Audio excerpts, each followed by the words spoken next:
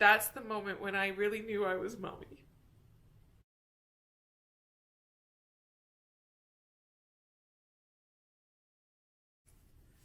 Hello, and welcome back to my channel. Today is the day that I finally put into words, or I should say just out loud words, the outline of my story. If you watched my last video, you would know that I wrote a blog about this, which was my, stepping stone to be able to put this video out there. This video is going to be just the video version of that blog entry, and is going to be the first in a series that I would call my journey to being mommy. I just need to say that in parts of this story, I don't want to come across as in any way, woe is me, because I really want to use my story as fire behind my journey and where I hope to take my life and my career. As an aspiring fertility coach, I think it's important that if someone wants to work with me, they would have the ability to go back and see my story and get to know that a little bit. And that's what documenting my story is about. I also hope that anybody who might be going through something similar can find some comfort or camaraderie in their journey, to know that they're not alone, and sometimes life is just really hard. This video might be a long one, probably will be, so let's get into it. The story starts at a really young age for me because I think that there is a lot of things that happen in our childhood that fundamentally shape us as we grow. And one of the things that I think is really key in this is understanding the environment in which I lived.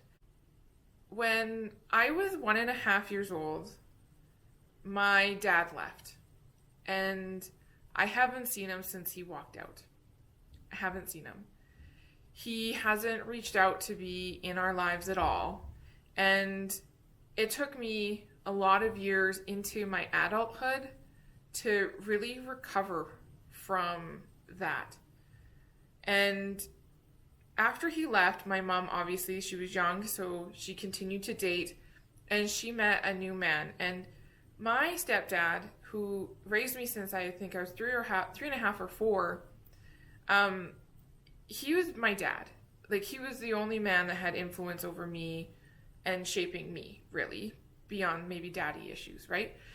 Because my first one ran away or whatever. And so when he first came into our lives, was very charismatic, very fun, and just very full of life. And he did some super cool things for us as when we were kids, and it was fantastic.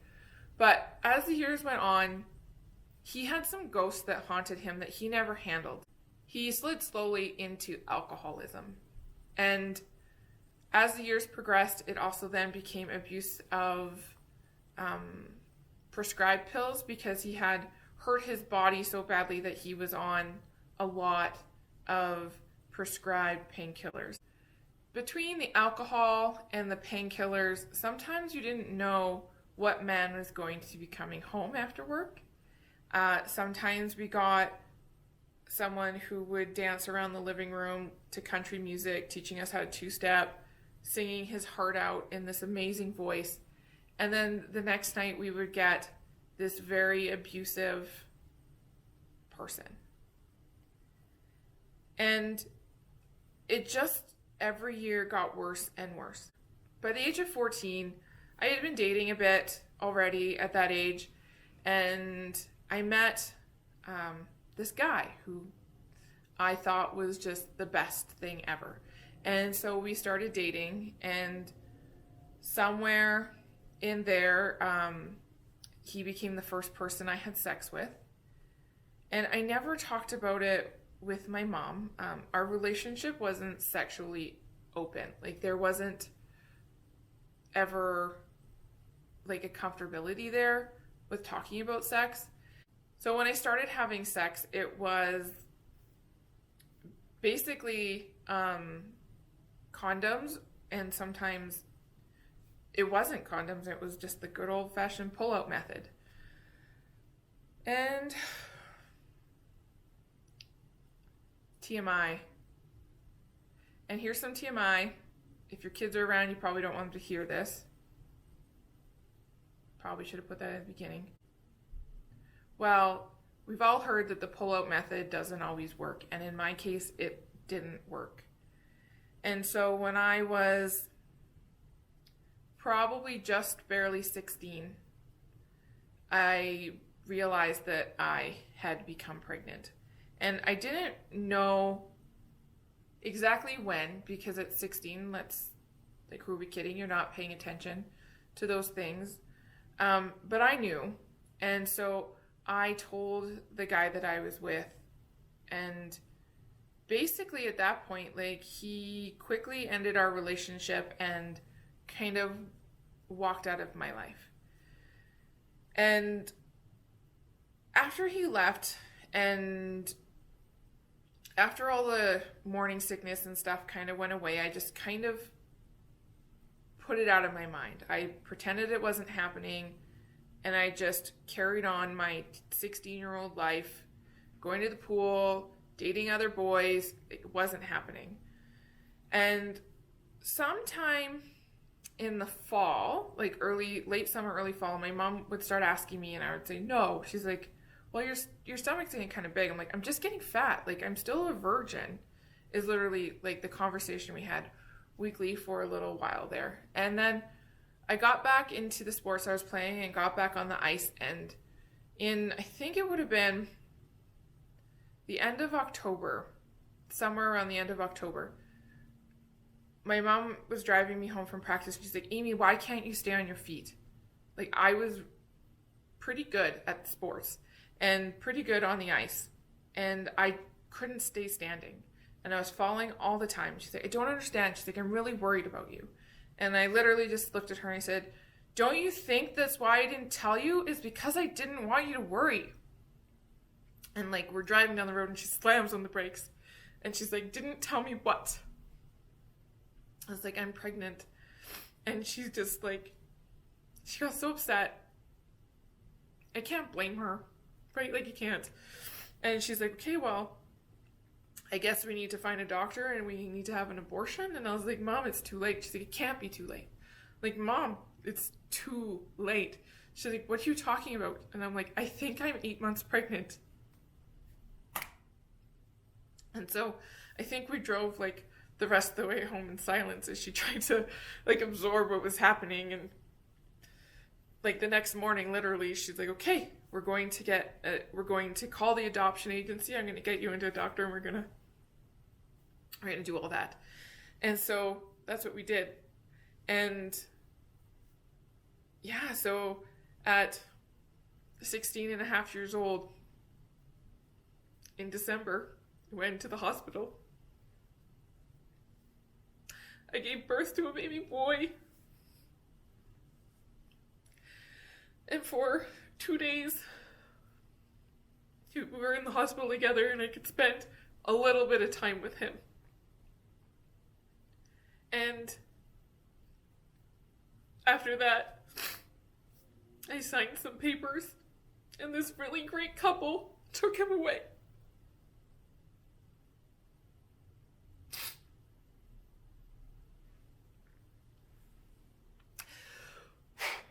So, the adoption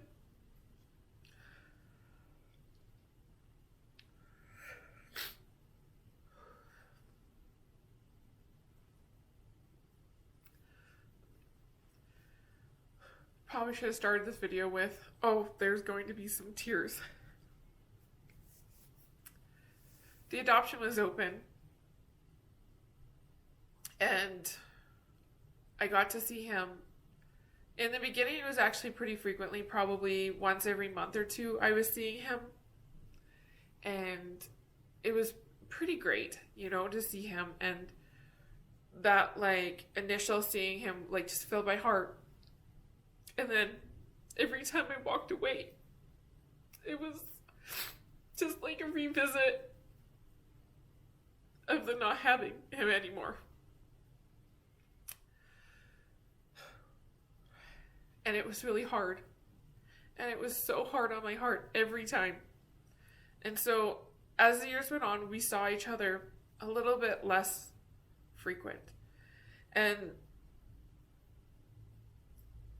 somewhere around, I'm going to say 7 or 8 for him, I kind of reached this point where I had gotten my life together. And he said to me, "Can I come home with you now?"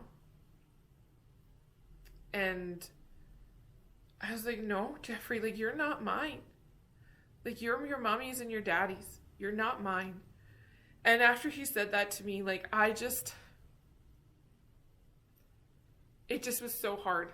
And I didn't want that to be confusing to him. And so I just kind of backed out of his life for a while until I felt like he would better be able to like understand, or I don't even know. I backed out for a while, and it really was for him and it was for me, because it was so hard on me that time, so hard. So fast forward a bit, and when I met my husband, I actually at that point reached back out to the family and have gotten back into Jeffrey's life, and I see him every year or two. And it's pretty special to see how well he's grown up, and how this family that I knew was the right family for him when I was 16 and a half years old by picking their pictures out of a book, has loved him and created this amazing world for him to grow up in. And what a cool guy he's become. Like, it's just mind-blowing. And now he's an adult. He's 19 and a half years old. And now I just wait for the day for him to be ready to explore what that relationship with me might look like. So I mentioned that I met my husband that I have now. And now we move into like the second part of this, and that would be my infertility journey. So there was a time where I was convinced I didn't want kids. Like, I had convinced myself that because I had given up my chance to be a mom, that I didn't need to be a mom, shouldn't be a mom. It wasn't fair to Jeffrey that I had kids. So I had decided I didn't want them. But there's this thing sometimes that happens later in your 20s that your hormones kick in and you just really badly want children. And so I started talking with my husband about having kids, and through all of this, like, he's very against change. He's very unsure of moving forward into like the unknown. And so he wasn't really gung-ho, but I also was very clear that I needed to have kids. And I think, like, to be fair, I came to that conclusion before we were engaged. Like, this is what, if you want to be with me, if I'm really this person that you want to spend forever with, like, this is what this looks like. And that's marriage and that's kids. And so when he put the engagement ring on my finger, he agreed to whatever that looked like.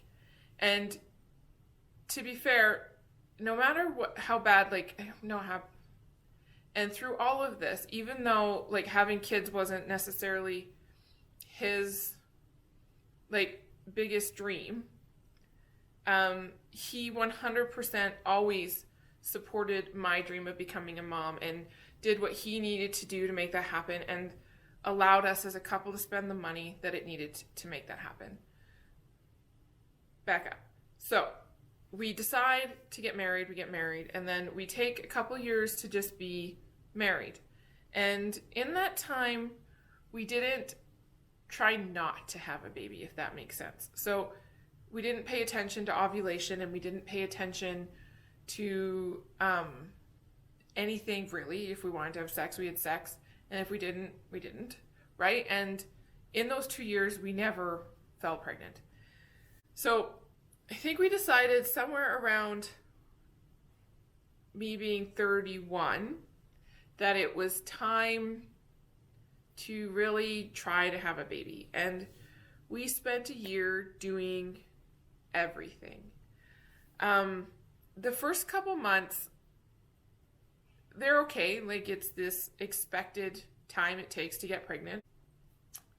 As the months progressed, though, each time I would get my period, it became hard. It brought, obviously, I cried every month when I got my period, and it put me into like a couple days of depression. And to top it off, right, like if you've gone through the 2-week wait, like between the day that you have sex and the day that you get your period, you pay attention to everything your body does, and you're like, oh, I'm pretty sure I'm pregnant this time. Like, oh, my boobs hurt, and oh, I felt some cramping. And so, like, you've convinced yourself every month that you're pregnant, which isn't healthy. You just shouldn't do that. That you're pregnant, and then you're not. And it's earth-shattering. Every 28 days, earth-shattering. And so we went to the doctor to see if we could figure out what the problem was. And obviously, when you go to the doctor, they kind of start with the woman. So I went through all of the tests and came back as pretty dang okay to have babies. So then we got referred to the fertility clinic here locally and waited 3 or 4 months for our first appointment because it's pretty busy there. And we're again put through some more tests. And when we went back in to find out what the problem was, we came back as severe male factor. And what the doctor said was basically that IVF with ICSI would be our only option to get pregnant. And for whatever reason, I had a really big stigma in my head against going through IVF. It was the last case scenario for me. Not even that it was like the money, because obviously the money was a big deal, but just the unnaturalness of it all and putting those medications into my body was just like, I just couldn't fathom it. So I walked out of there and we went to a naturopath clinic who basically said, if you give me a year, 18 months, I can get you guys pregnant. It's kind of, or at least get us a lot healthier for IVF. So when we walked into that clinic, I weighed 285 pounds and was, I guess on like their terms, like a lot of ways, like not healthy. So I was healthy in the doctor's eyes, but in the naturopath's eyes, I had some adrenal fatigue issues, and I didn't have, like, my hormones weren't as great as the doctor said that they were. So we got to work right away, and we worked really hard at getting healthier for, I think we made it to 11 months. And then I just couldn't handle it anymore. And after 11 months of still no pregnancy happening, I couldn't wait another 7 or 8 months to see if maybe this would happen. And so I called up a couple of, like, the IVF clinic, and I went back in and we did a second consult, and we basically started our first round of IVF fairly quickly. So I had gotten obviously quite a bit healthier, and my husband had done some work to get healthier. But there was this level of stress that went into this first round. I don't know if it was fear of the unknown, desperation, hormones. all mixing together and not having like this outlet to get like some of the pressure off of my shoulders. So from day one, this cycle was hard. And I ended up just really struggling through the whole thing, and right to like egg retrieval, and then getting the call 2 days, the next day, I think it was the next day, saying, of your 17 eggs, 1 fertilized. So I need you to come to work tomorrow because the best shot we have for that 1 egg is just back inside you. And I thought with 17 eggs, like, that was really exciting.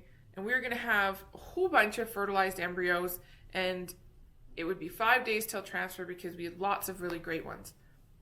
We had 1. And so we went to the clinic, we got our 1 embryo, and then I said to Gary, like, call your work, we just need to take off. And we went to the ocean. We drove away to the ocean and just took some days to relax. So I had taken some time off of work after the transfer because they say to like reduce your stress, because that's where your the embryo needs to attach. And so I did. So I spent some time at home doing just like, I did like a hope project, which was painting a cradle for this little embryo, and just really hoping I would be pregnant. And so same thing with any other 2-week wait, you get lots and lots of symptoms in your mind, which just happen to be related often to the drugs that you're on. And when it was time to take a pregnancy test, it was negative. And then it was time to take my blood test, it was negative. And my world fell apart. Like, apart. I just couldn't believe that it hadn't worked. And I got really depressed and messed up about it. And me and my husband went through the hardest time in our marriage because I was just so upset, and I'm mad at him because his sperm is bad, and I'm mad at him because he could have done more to be helped. I don't know. And he's saying to me, like, I'm done. Like, Amy, we can't keep doing this. Like, I can't, bless his soul, like, he's protecting me from myself because it hurts so bad. He's like, I can't do this. And then I was like, okay, well, let's do adoption. If it's adoption will get us a baby, or let's do a sperm donor because I have eggs that work. And he just said no to those things. Those things didn't feel good to him. And then I was mad because he wasn't going to let me be a mom. And in those moments, there was this, like, story of, in moments in that very, maybe first or second day after, like, we had got, that had failed, there was the word divorce, because I knew my journey meant I needed to be a mom. And I couldn't accept anything less. And I even said, well, how about I just go get a sperm donor and I raise a baby and we just live together while I raise a baby. Like, just not rational. And so we kind of sat on it for a few days, and I did some more reading, and I stumbled on some technologies that they have in IVF that can help to select better sperm. And then I found out that there wasn't good sperm tests available here locally. So then I started looking, where could I get those tests? And I stumbled on Prague. And so in Prague, Czech Republic, they have a lot of IVF clinics, and they have the most advanced procedures available. And so I found a clinic that had MESA, TESA, ICSI, PICSI, I think there's MASS. I can't remember. There's another one. So I went to a clinic, called a clinic that had every option available to make sure that we could find the best sperm to make a baby. And I said to Gary, I found the information, and I went to Gary and I said, okay, how about we go to Prague. For the price of another round of IVF, we can go to Prague, have a European vacation, and IVF, same price. And I don't know if he was excited about the IVF or the idea of going to the Czech Republic for 2 weeks and to England. Whatever it was, he said, okay. And I said, okay, so if we're going to do this, we're going to have to, between now and whenever that happens, for us to get there, like, we need to be on point. Like, I need you to not eat any of the things on your food list that's bad for your body according to the naturopath. And I need you to not drink beer. And I need you to basically, like, we're going to eat keto. We're going to do these amazing things. And in those 3 months, we both dropped easily 30 pounds. I think my husband might have done like 35, 40.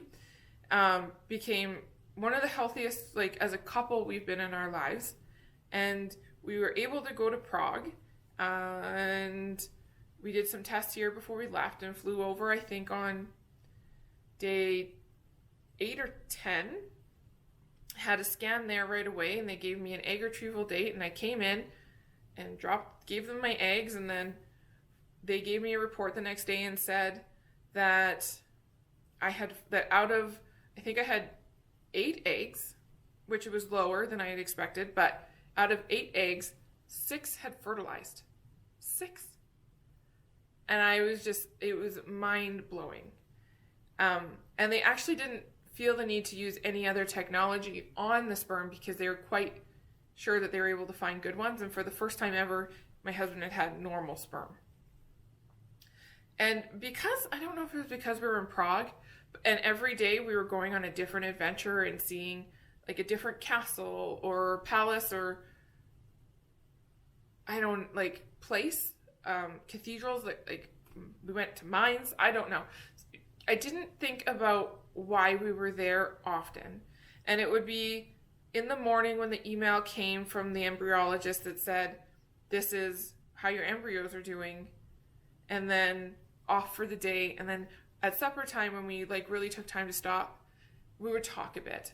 And then I think on Sunday they were closed, so we didn't get an update. And then Monday we were supposed to be there for the transfer. So I didn't know how many embryos we had. We got there and they said, okay, you have 2 good embryos. How many do you want to transfer? And I was like, 2. Of course 2. Like, I'm not going to risk taking one of those and freezing them. Like, I'm not. Like, just put 2 in. I always felt like I could handle twins. And so they transferred the 2 embryos and we went off and had a few days in England and then came home, and literally, I think the day we came home, I went and I got a pregnancy test and it was positive.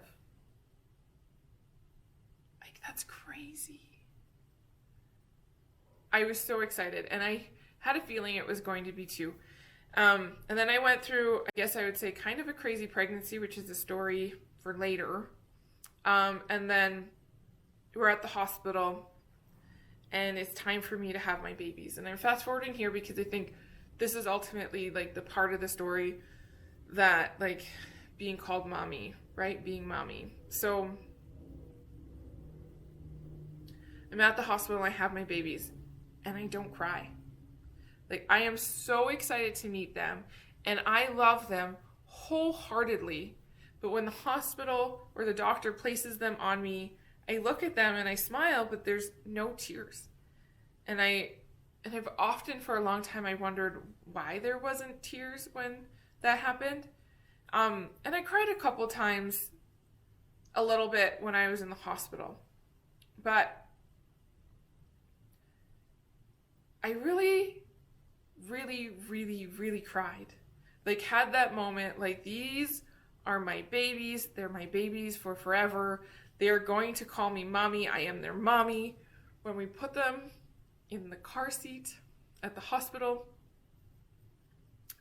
and we got in the car and we drove away, I just looked at my husband and I said, these are my babies. They're my babies for forever. They get to come home with me. They're mine. And like that feeling that I felt in the hospital, I'd had a C-section, and I think I was only in the hospital for 48 hours, but I was like, you need to get me home. Let me go home. I had like felt almost like this like panic to go home. And like, that's why, because I just wanted to make sure that no one else was going to come and take my babies. Like, find me unfit, or I don't know. It's like, I guess it's like those feelings that just are with you for forever. That's one of them. And so just really just taking my babies out of the hospital and putting them in our car and driving away. Like, that's the moment when I really knew I was mommy. I'm so lucky to be their mommy. I now have 2 fantastic 2-year-olds, a boy and a girl. And I feel so blessed. They're really neat kids.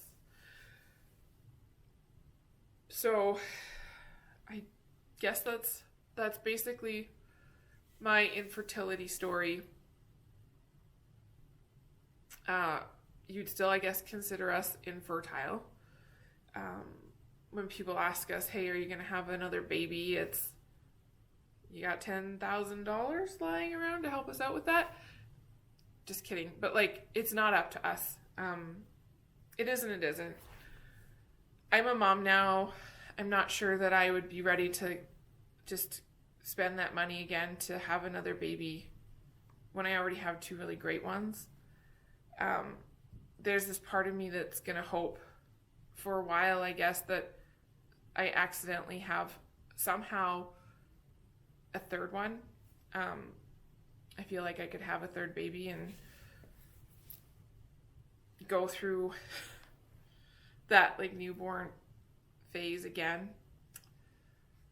I also feel like I could probably just hoard children in general, so I don't know if a 3rd baby would be enough babies, because maybe it's actually like at this point 50 babies. That's that like feast or famine feeling, maybe. I don't know, but that's my story. I'm going to cut it off now. I think I'm going to go into each part of this journey a little bit more in depth in other videos. So I'm going to make a video exclusively to the adoption and how that went and what that looked like, and then some videos on IVF here, and then IVF in Prague, and then videos on recovering from like the trauma of not being able to have a baby, those sort of videos. So look forward to those coming. Subscribe to my channel if you want to know more detail about the different parts of my story. Like this video because I got real raw and real for you guys, and I think that's worth the like. And yeah, I hope, as always, you're having a pretty great day, and I'll talk to you soon.